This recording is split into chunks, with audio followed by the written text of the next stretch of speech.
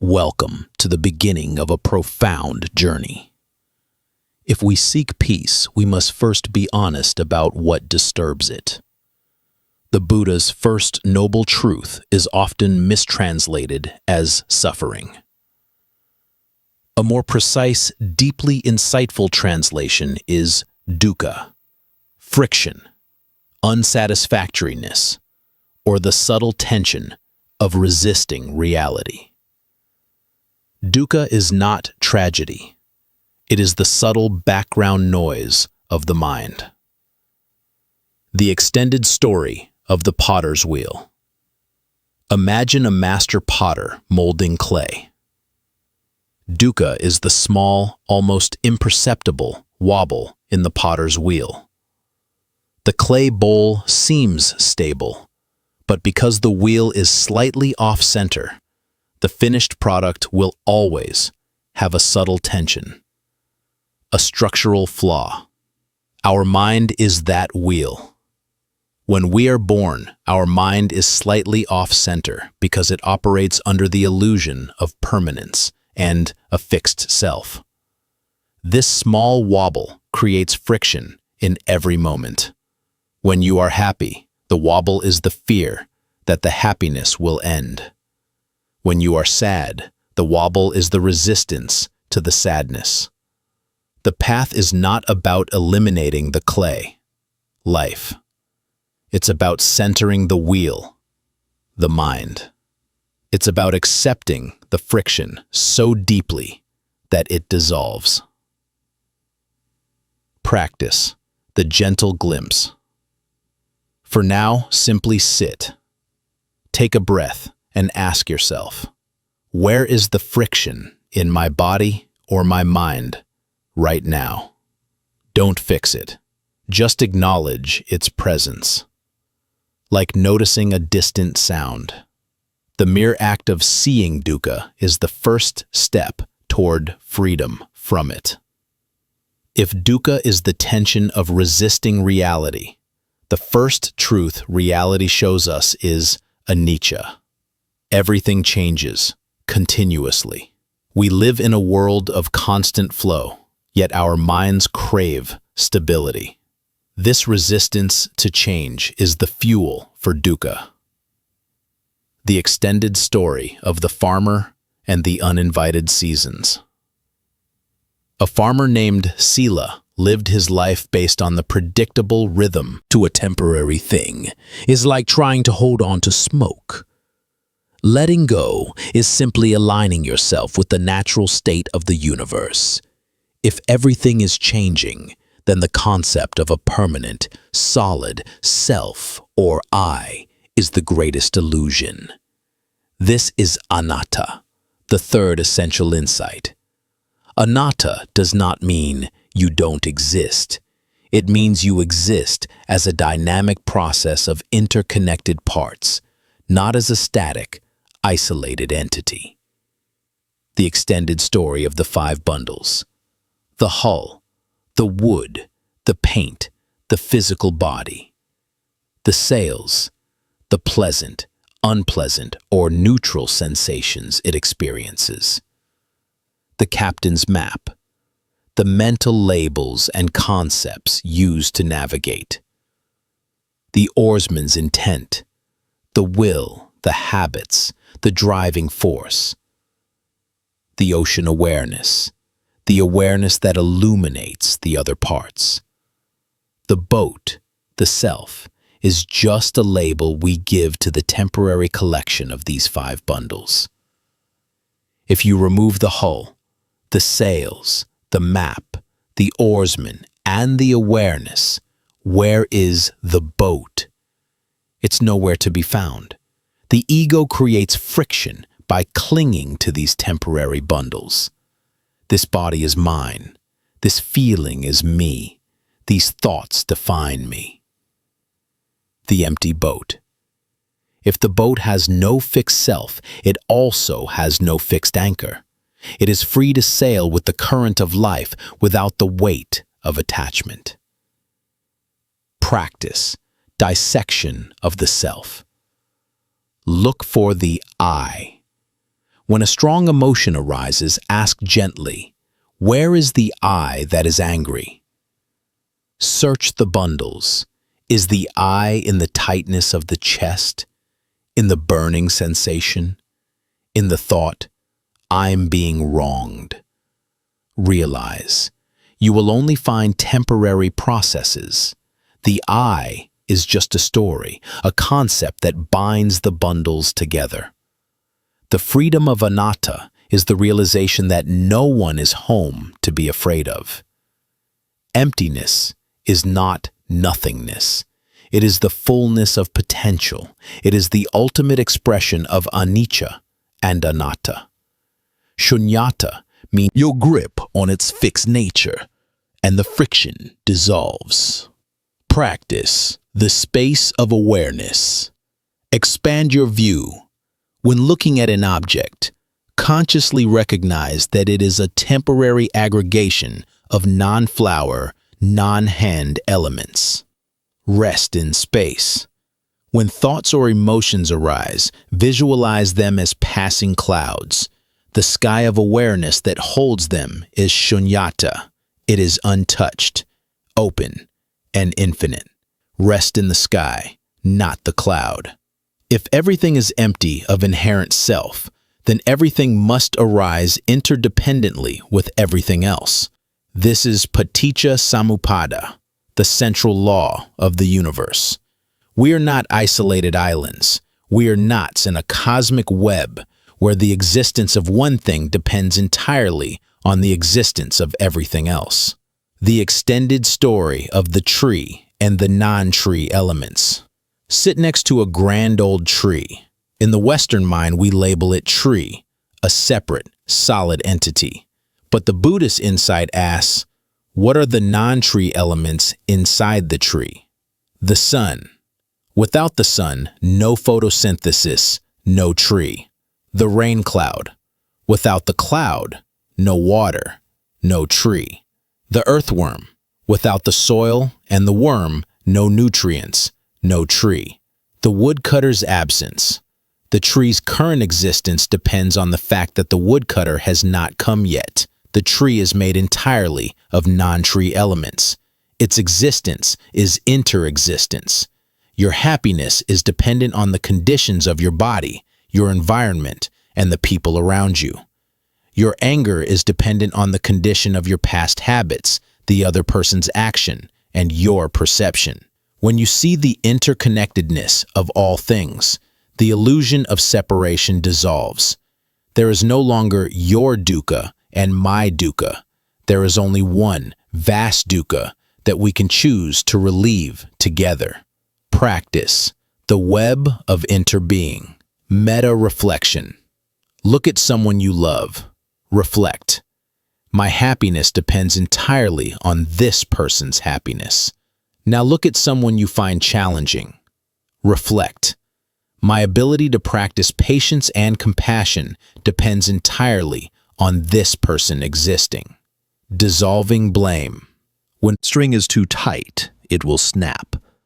If the string is too loose, it will not play a clear note. The perfect note comes only when the string is perfectly tuned, neither too tight nor too loose.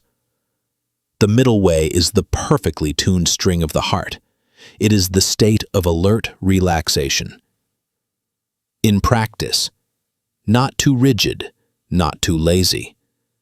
In emotion, not clinging to joy, not resisting sadness.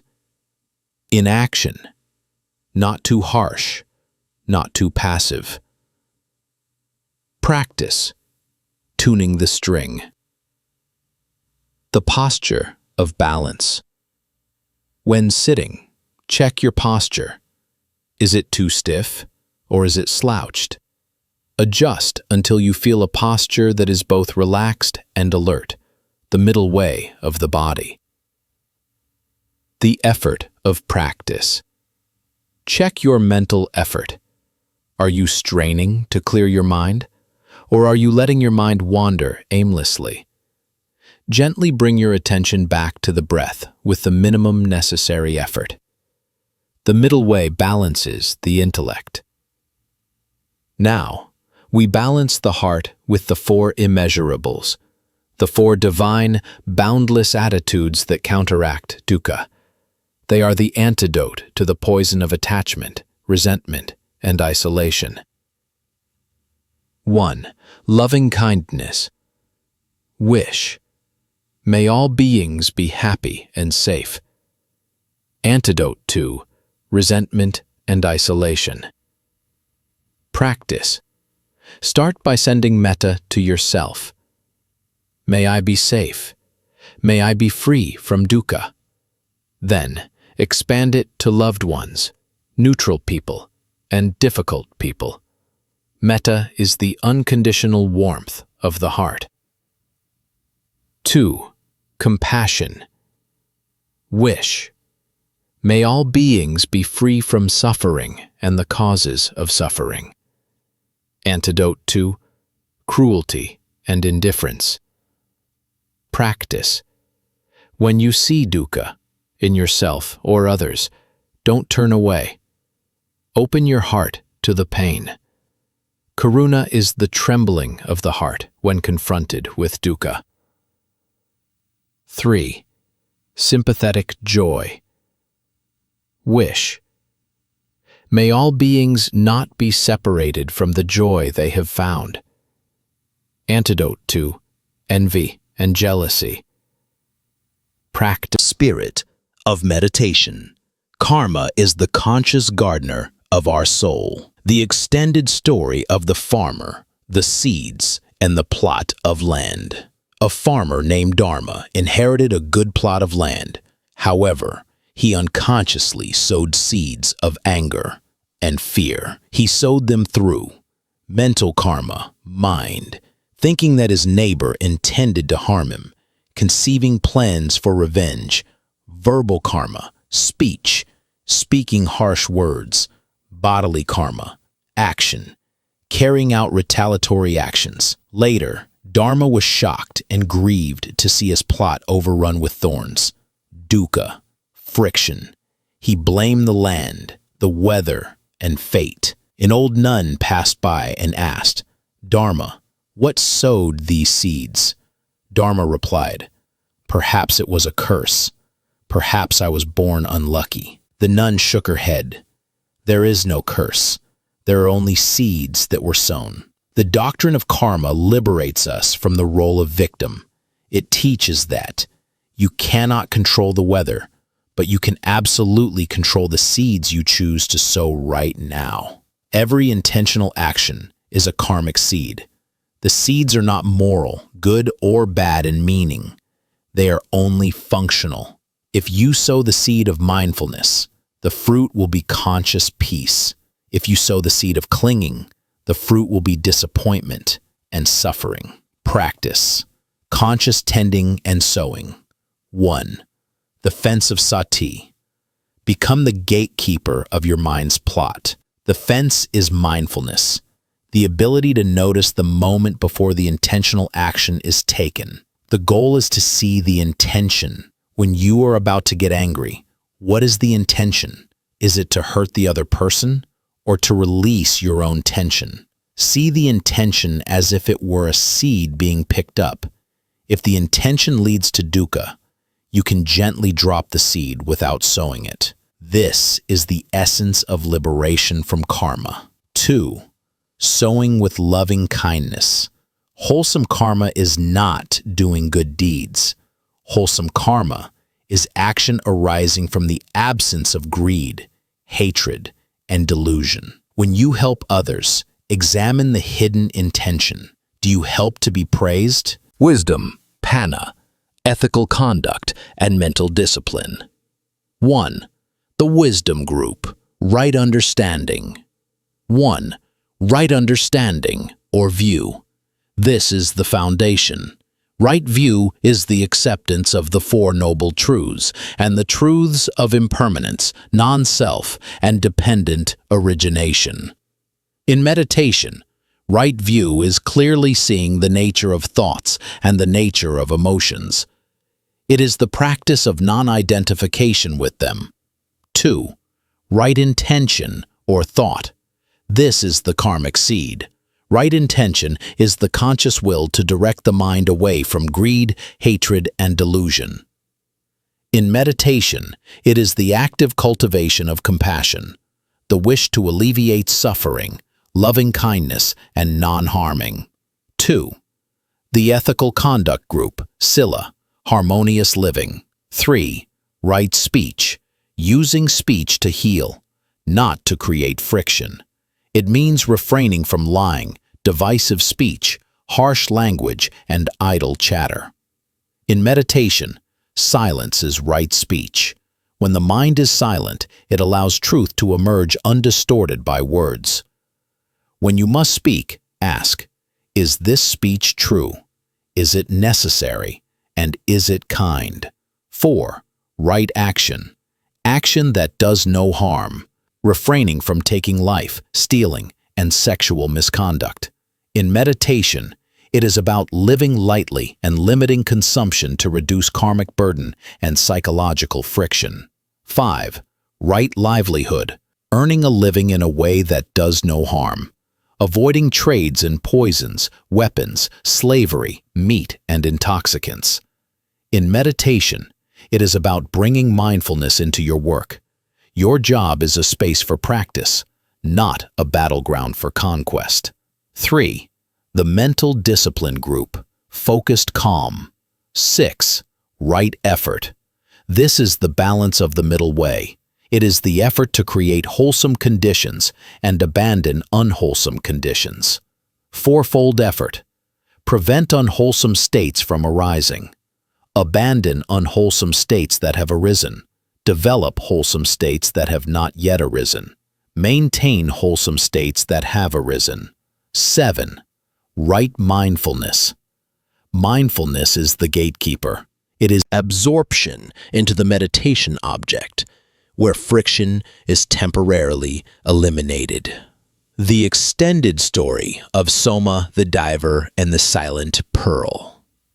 Soma was a diver, searching for a precious silent pearl deep beneath the ocean. At first, she struggled at the surface. Thoughts, worries, and loud noises prevented her concentration. Ill will was the great wave crashing against her. Sensual desire was the craving to find the pearl quickly.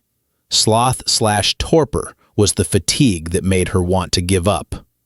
Restlessness/worry was the constant stream of bubbles rising from the depths. Doubt was the dark, unknown depth that terrified her. But Soma learned about the 4 jhanas, the 4 levels of deepening stillness, and she began to practice. 1. First jhana, the first release. Soma began to anchor herself to the breath, using initial application of attention and sustained application of attention. Result? She dove down just deep enough for the sunlight to remain clear, and the surface waves no longer impacted her. She felt an exquisite rapture and bliss. She had reduced the friction, but a slight effort was still required to keep from floating up. 2. Second jhana, the free fall. Soma no longer needed the initial and sustained application of attention. Her mind automatically settled. Result? She dove deeper. All effort disappeared. She was in a state of profound absorption, where rapture and bliss became natural and continuous. This was pure rest, a feeling of immense freshness and radiance. 3. Third jhana, blissful equanimity. Soma realized that even rapture was a subtle distraction. She let go of the vibration. Result? Only bliss remained and was permeated with an absolute serenity. She dove so deep that the external water pressure balanced perfectly with the internal pressure. This is where she felt happiness without effort, a present contentment beyond description. 4. Fourth jhana, the place of pure equanimity. Soma let go even of the bliss. She realized that sadness and joy are opposites, both creating subtle friction. Result? She reached the silent pearl. That peace is already available. This is the reward for releasing friction. Rest in clarity.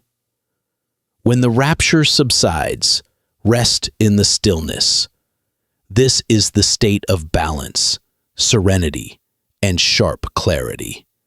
This is where resistance is utterly absent.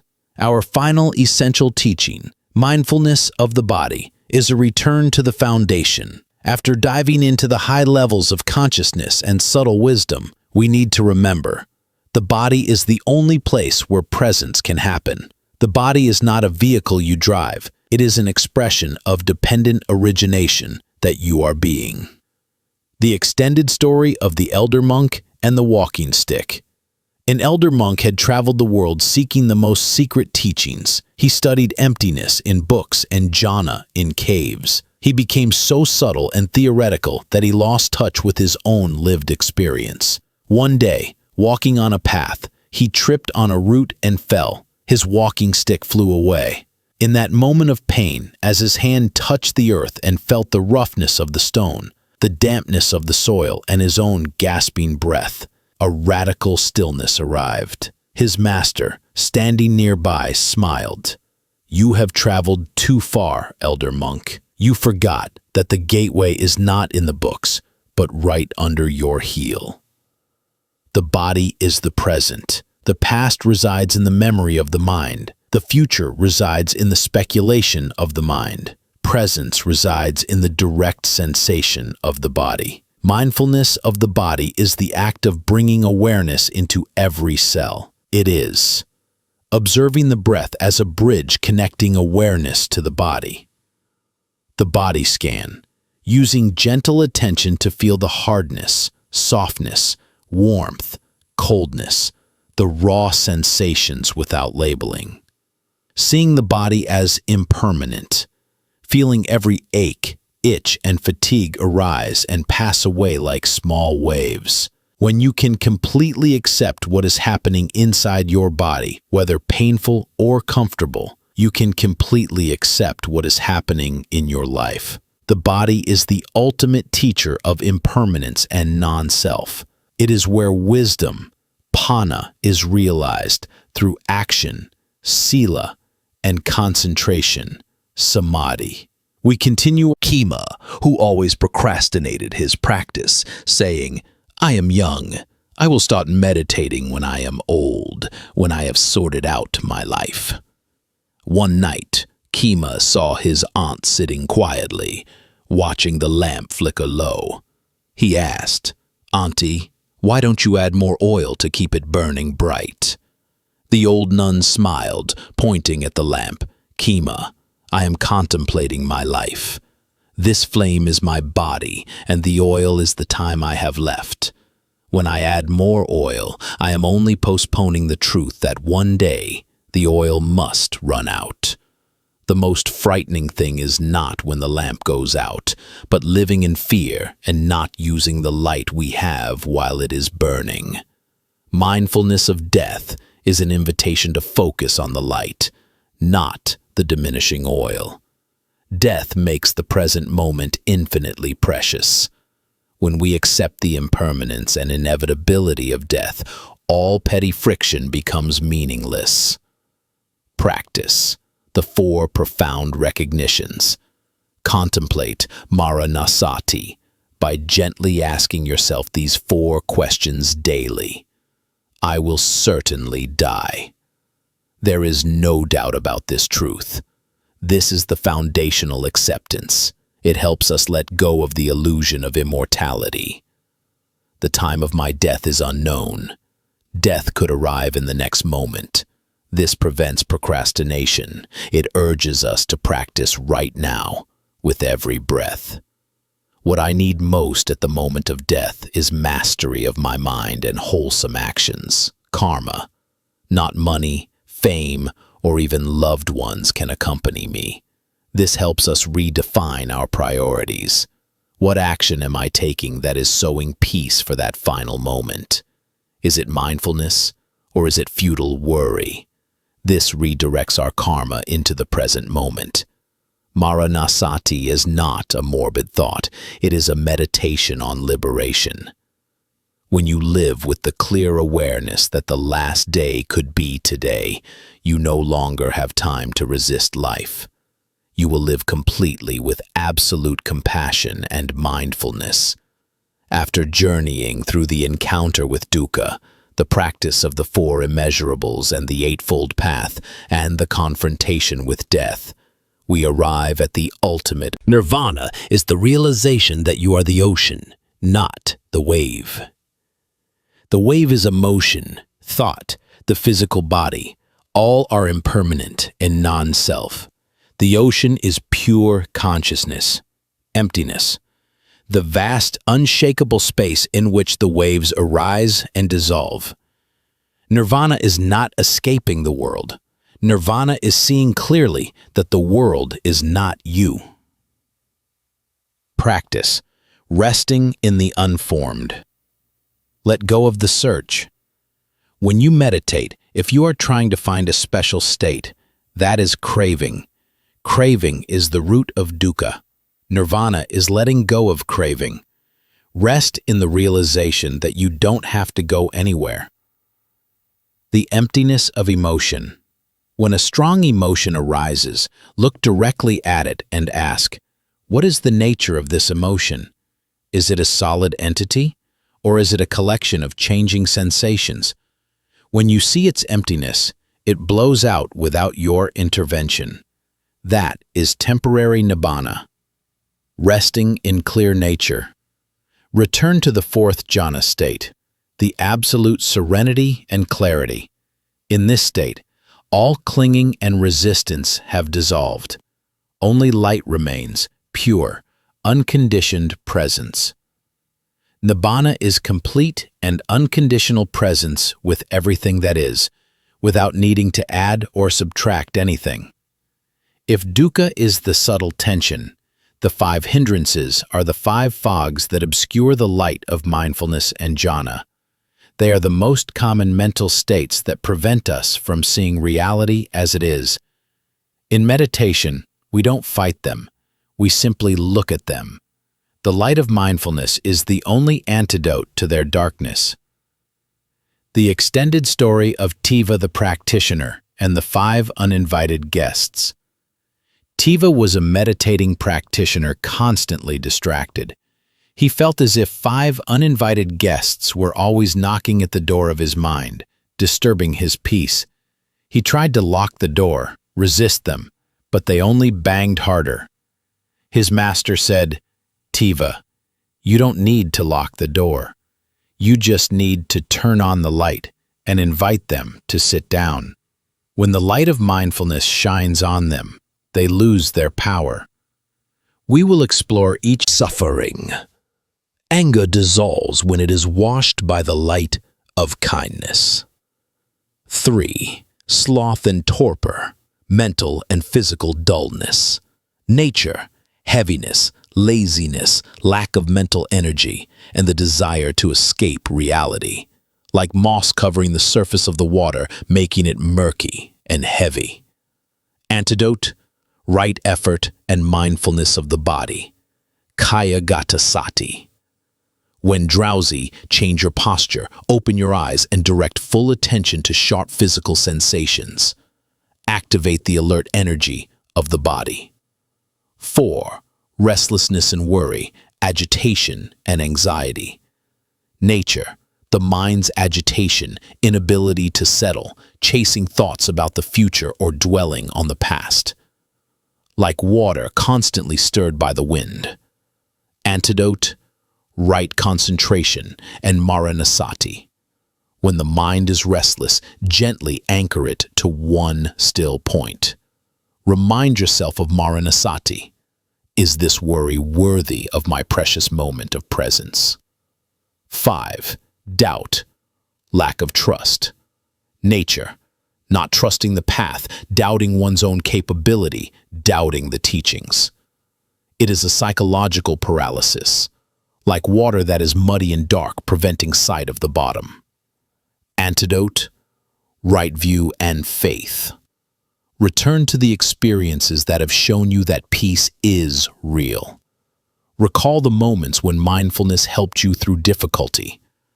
Faith is not blind, it is trust based on verified, practical experience.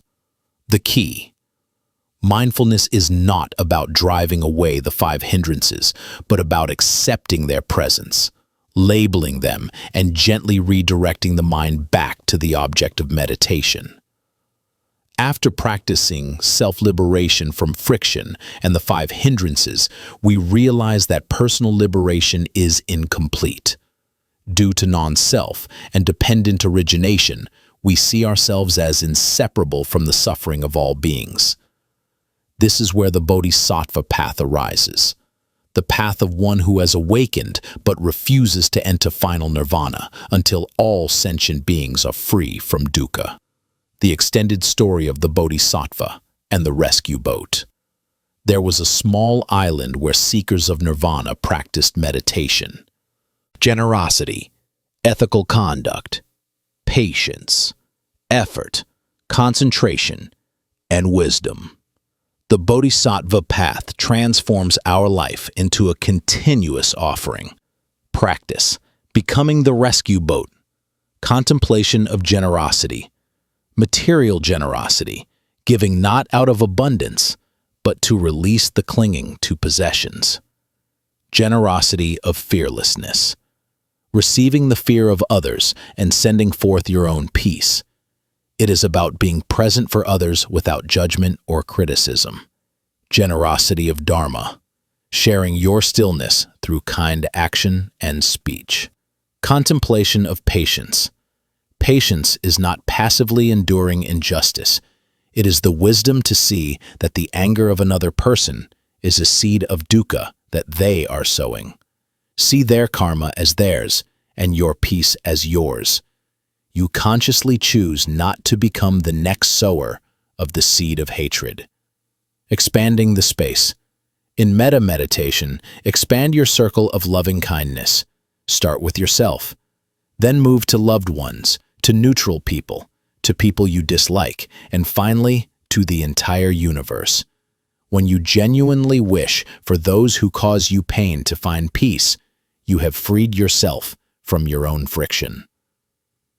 The Bodhisattva path is the final letting go of the individual ego and the personal quest for liberation. It is the expression of unlimited love born from the wisdom of emptiness. In Buddhism, our experience of self is analyzed into two primary components, nama and rupa. These are the two wings of the gate through which we experience the world. Rupa, the physical body, all material elements, and the sense organs. This is our material loom. Nama, all mental factors, feeling, perception, mental formations, and consciousness.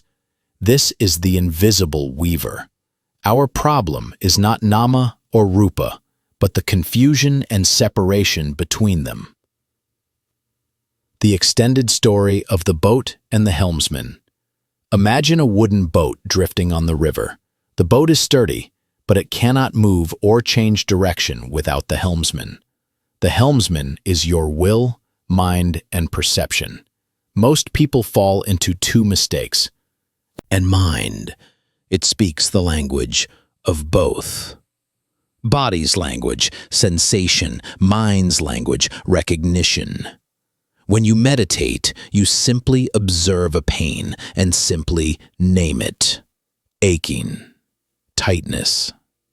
By doing this, you stop dividing yourself into two battle lines, and you see the interdependence of them both. Practice, connecting body-mind, walking meditation. This is the perfect harmony of nama and rupa. The body is moving. The mind is actively feeling each step, lifting, moving, placing.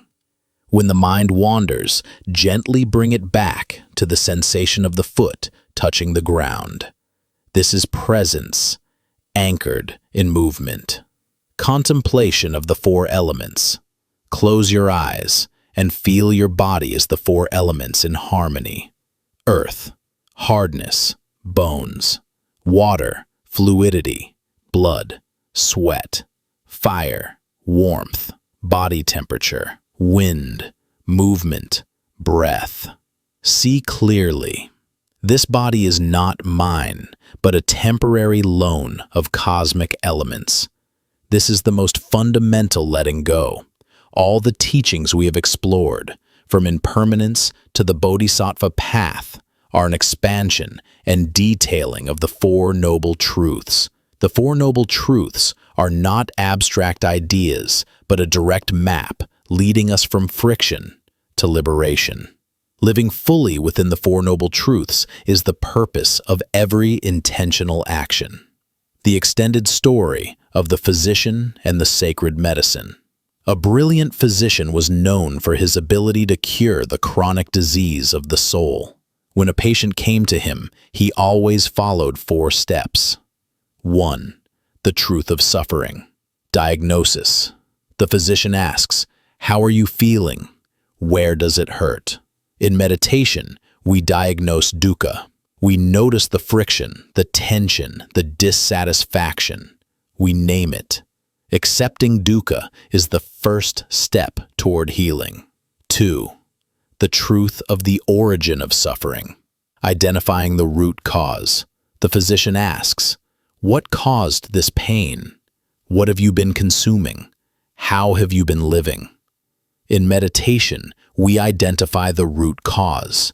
It is craving, the thirst for a different life. Noble truths are a reminder that peace is an inner job that we are fully equipped to perform.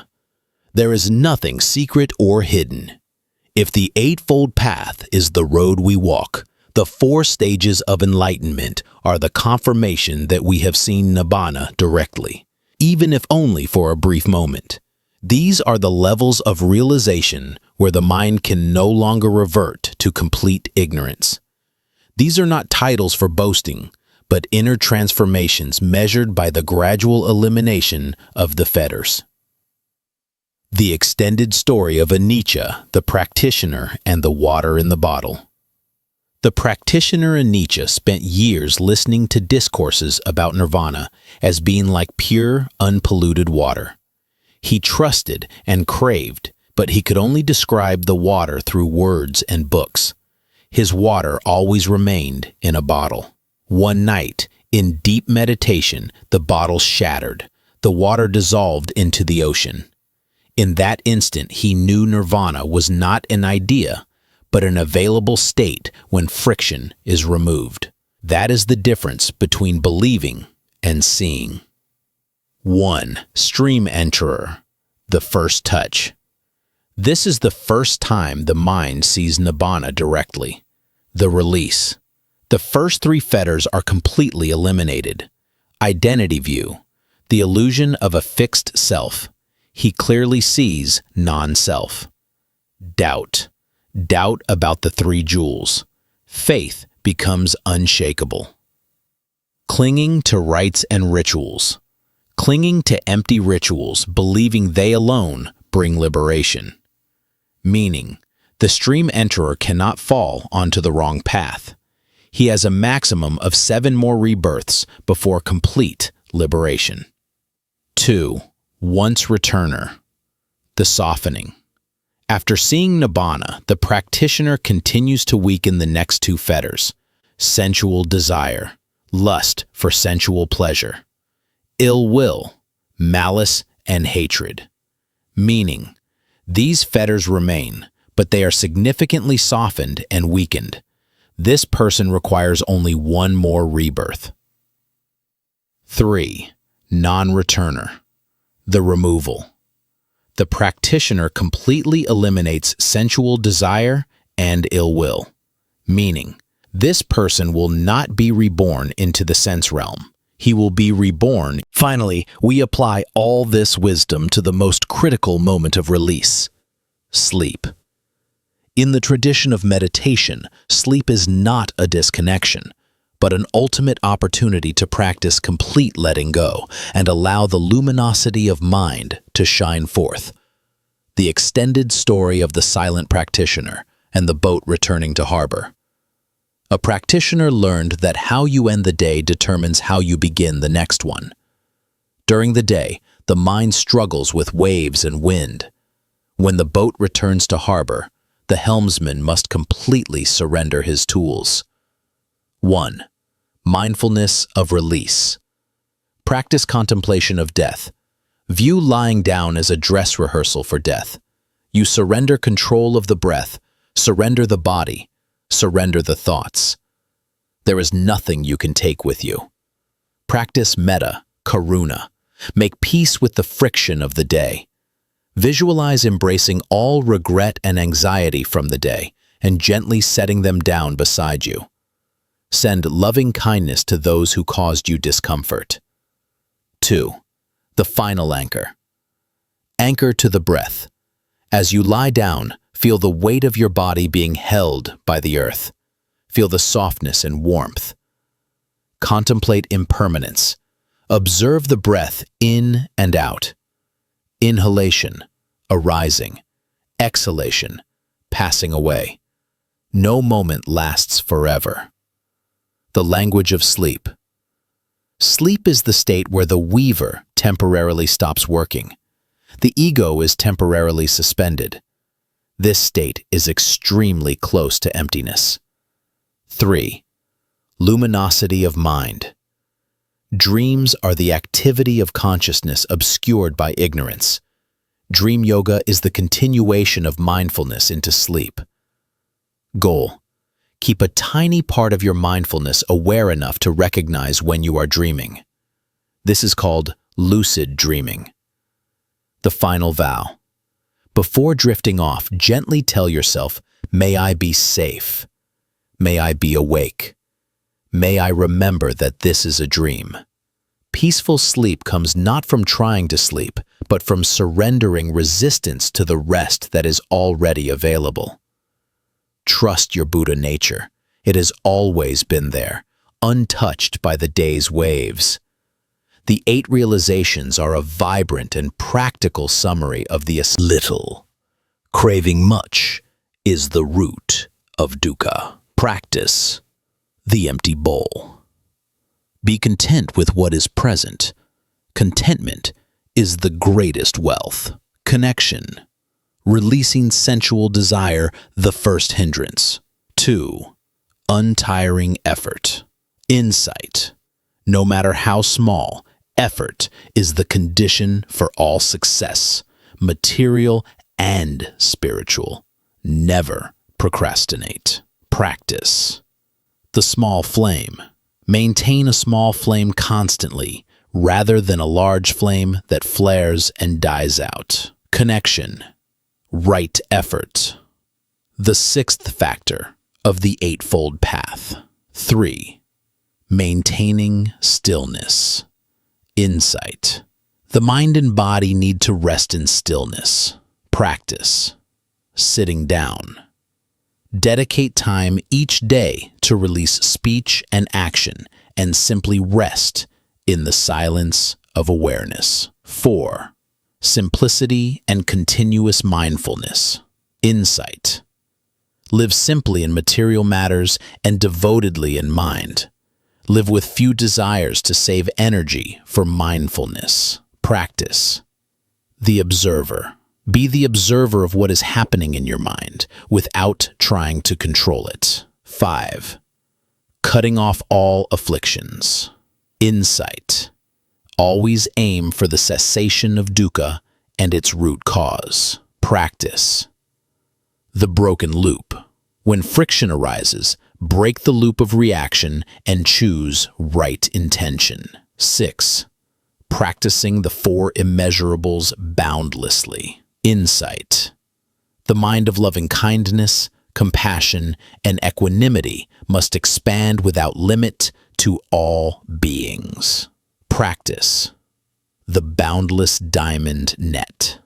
See that you cannot be happy alone, and the liberation of others is your own liberation. 7.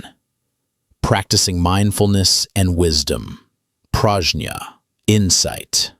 Wisdom must go hand in hand with mindfulness. Practice the clear seeing eye. Look directly at reality, unobscured by the 5 hindrances. 8. non-contention, and harmonious living. Insight. Truth does not need to be defended with anger or argument. Practice. The flexibility of water. Live in harmony with others and release the clinging to as pleasant or unpleasant, greed, hatred. Simply notice it begins. Listen as it dissolves and rest in the silence it leaves behind. Silence is the fundamental reality from which all sound arises. 2. Sound is non-self. Anatta. Insight. The sound does not belong to you. It has no fixed nature. Practice. Release ownership. When an internal voice, a thought, criticizes, listen to it as if it were a bird singing outside the window. It is merely a phenomenon occurring in the space of your awareness. It is not you. 3. Mindfulness with sound. Sota sati. Become the space of hearing. Open your ears to the entire space around you. Don't try to hear, just allow sound to arrive. Liberation. When you accept the noise unconditionally, the noise ceases to be noise and becomes a part of the stillness. You see its emptiness. It is merely the vibration needed to highlight the silence of the mind. Regarding the flute, Kenzo eventually learned to loosen his grip. He simply breathed through the flute. He allowed the sound to appear as it wished. And those sounds, whether perfect or raspy, contained life, truth, and liberation. True silence is not the absence of external noise, but the absence of internal resistance. In the Dhamma, the world is experienced not as a unified whole, but as a continuous convergence of the 6 sense bases and the 6 sense objects. This interaction creates consciousness, vijnana, or awareness. The 6 sense bases, internal bases, are your 6 gates: eye, ear, nose, tongue, body, touch, and mind, mental faculty. The 6 sense objects, external bases, are the 6 corresponding objects: visual form, sight, sound, hearing, odor, smell, taste, tangible, touch, and Dhamma, mental objects, thoughts, emotions. Friction appears in the mind room.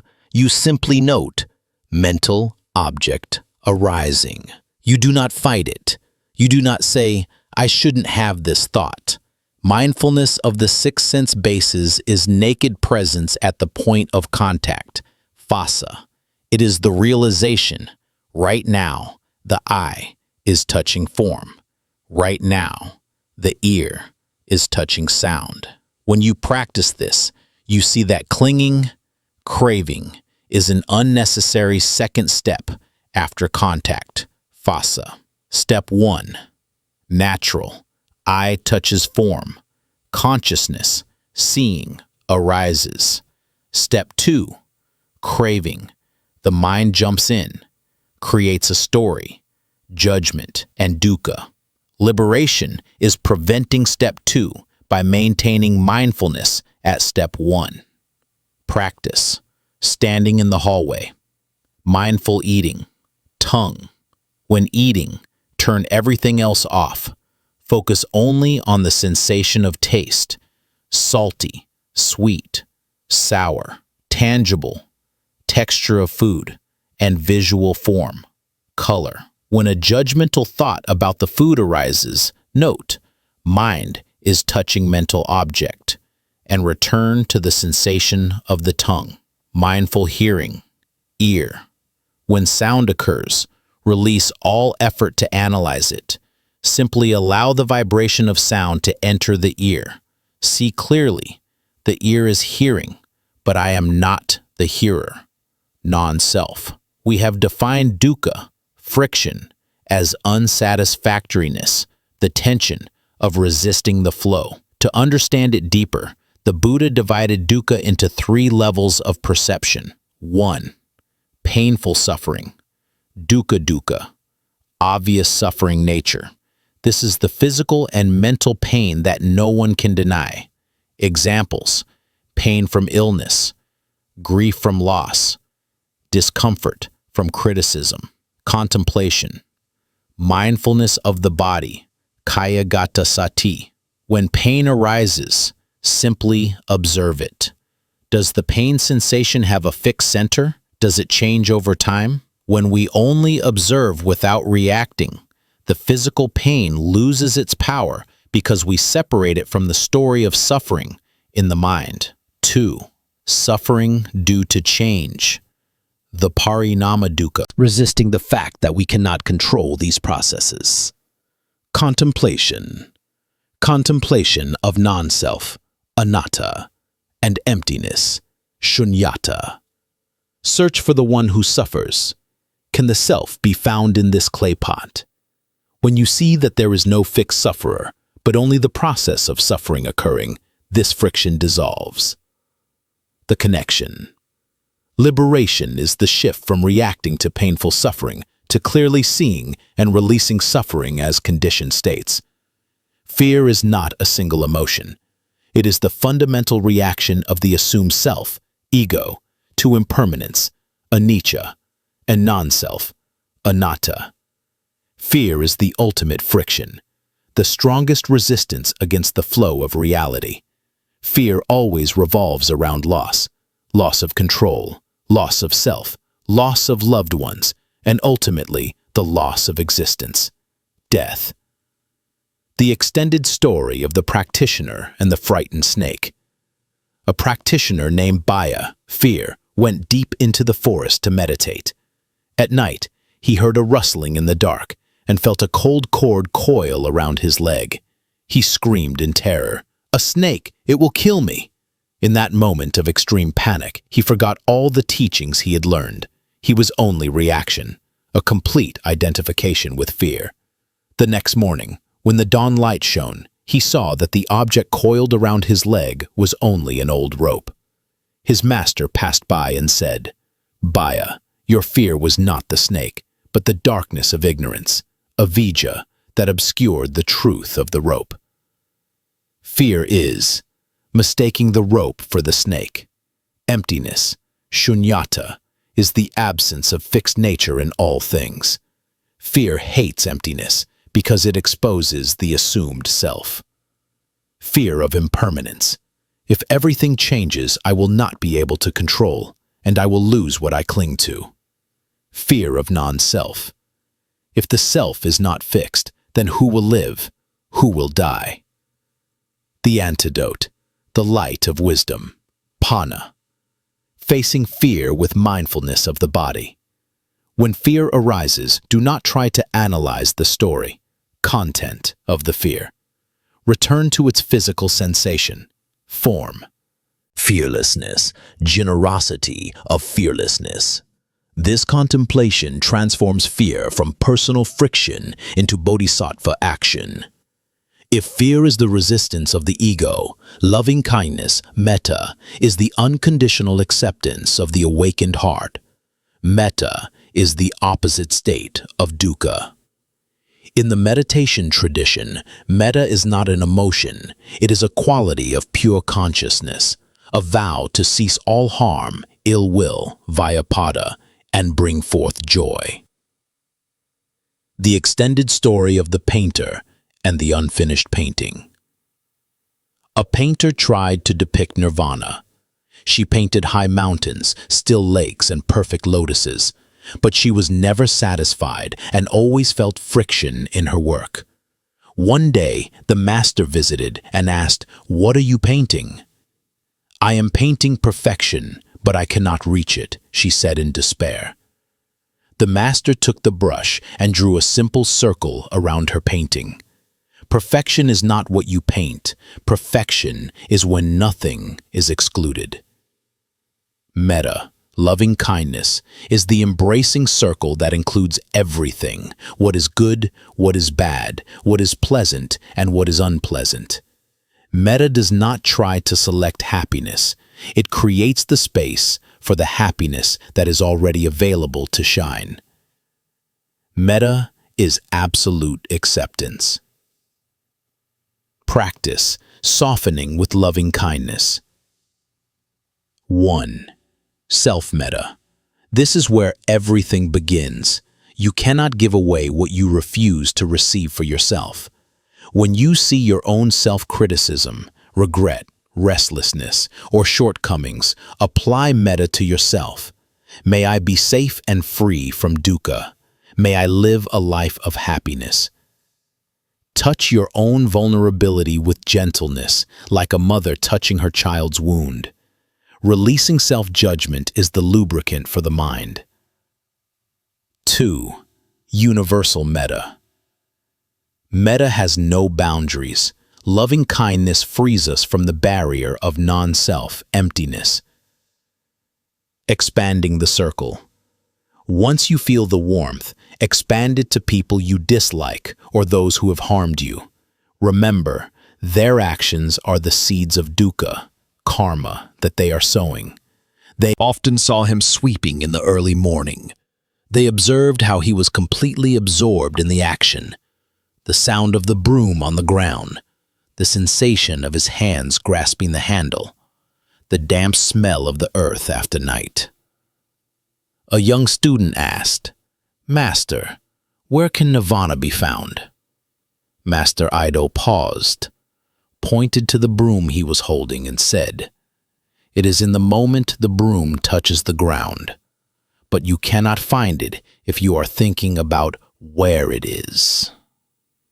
Mindfulness in action is the surrender of the outcome and the complete resting in the process.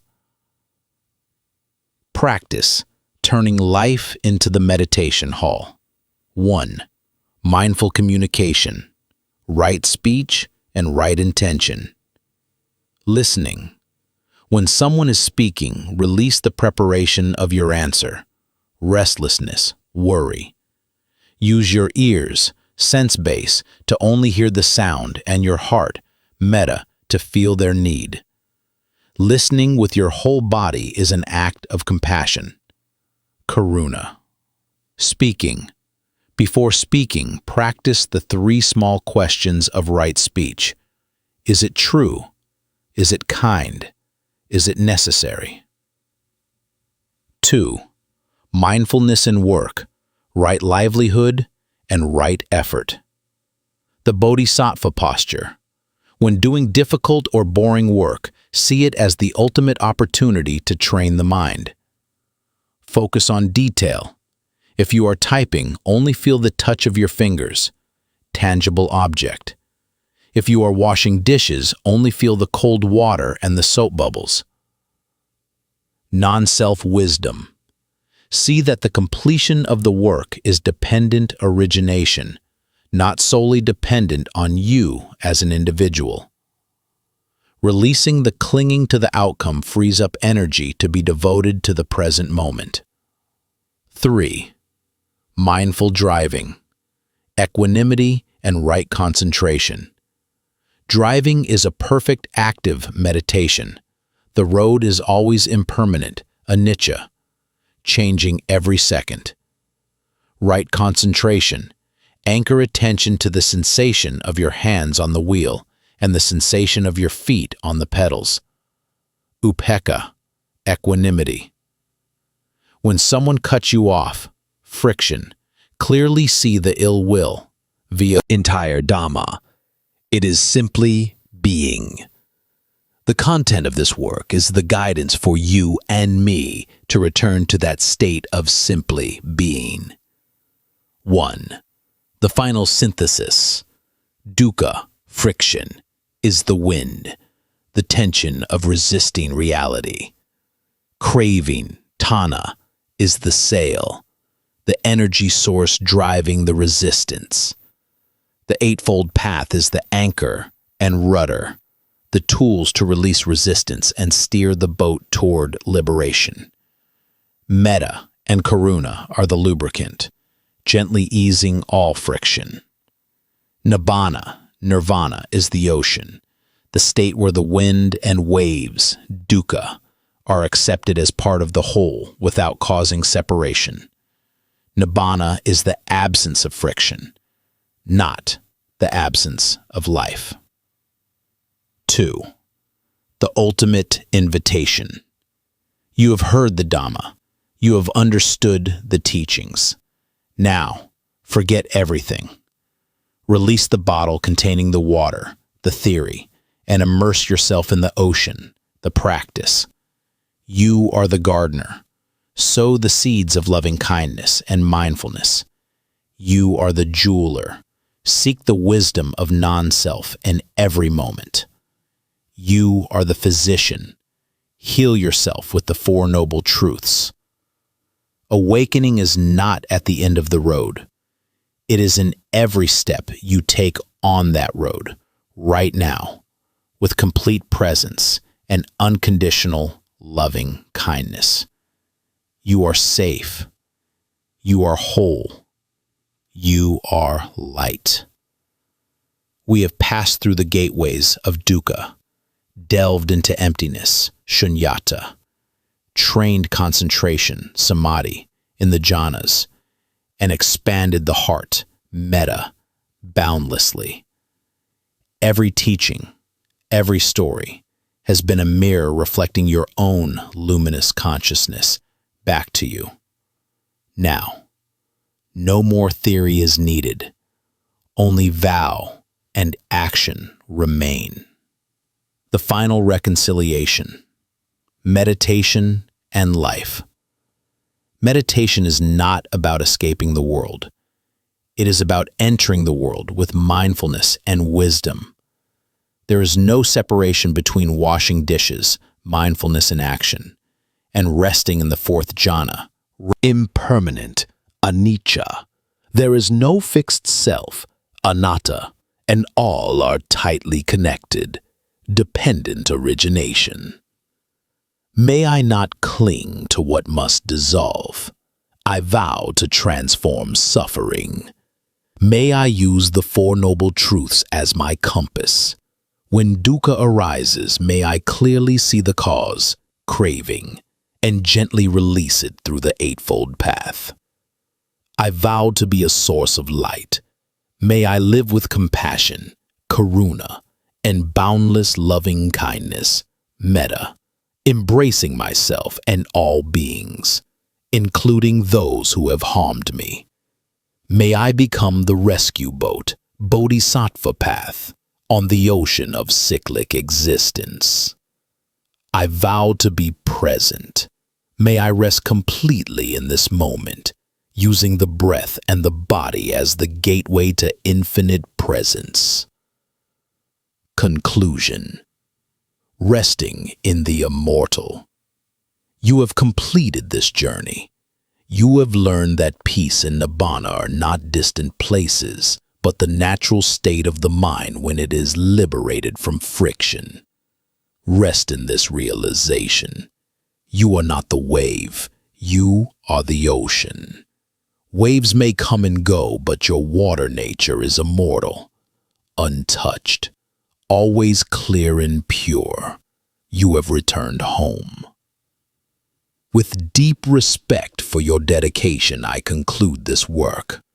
May you and all beings be safe, be free from suffering, and live a life of awakening. Namo Amitabha Buddha.